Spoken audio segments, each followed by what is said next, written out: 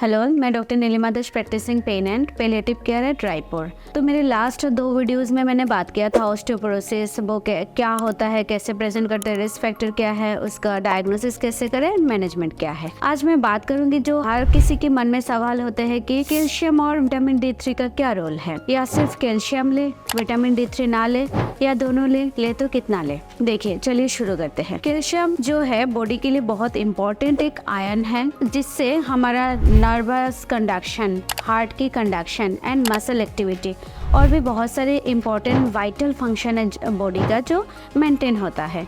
अब बॉडी उसकी कमी सहन नहीं कर पाएगा, जिसको होम्योस्टेसिस मेंटेन करने के लिए हमारे बॉडी में भगवान ने और भी मैकेनिज्म दिया है, जिसमें ब्लड कैल्शियम लेवल कभी गिरे ना। तो उसके लिए जो अगर कभी गिर जाता है कैल्शियम लेवल ब्लड पे, तो पैराथायरॉयड ग्लैंड जो है एक्टिवेट होता है, पैराथायरॉयड रिलीज होता है, जिसका काम है कि बॉडी में ब्लड कैल्शियम लेवल का होम्योस्टेसिस और बैलेंस मेंटेन रखे। वो क्या करते हैं, बोन से कैल्शियम का रिजॉर्प्शन करा के ब्लड में मेंटेन करते हैं लेवल।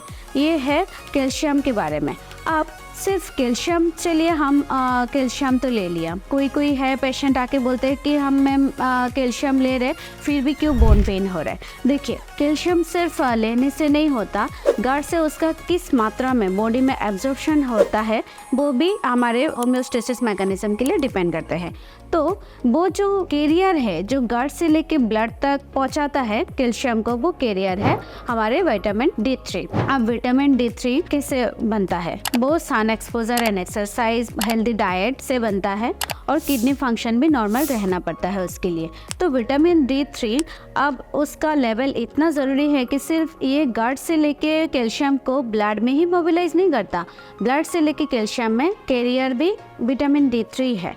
तो अब समझ सकते हो कि calcium and in turn vitamin D3, जो आम भाषा में उसको विटामिन बोलते हैं, एक्चुअली मेडिकली ये एक हार्मोन है, क्योंकि जिसके बिना कोई इम्पॉर्टेंट मैकेनिज्म फंक्शन नहीं हो सकता, उसको हम एज ए हार्मोन टेक करते हैं। तो ये है इन दोनों का काम। अब कितना लेना चाहिए, ब्लड लेवल कितना होना चाहिए। जैसे कि मैंने बोला, कैल्शियम की लेवल ब्लड में कभी कम नहीं हो सकता, बट इसका लेवल 8.5 to 10 नैनोग्राम पर लीटर हो सकता है।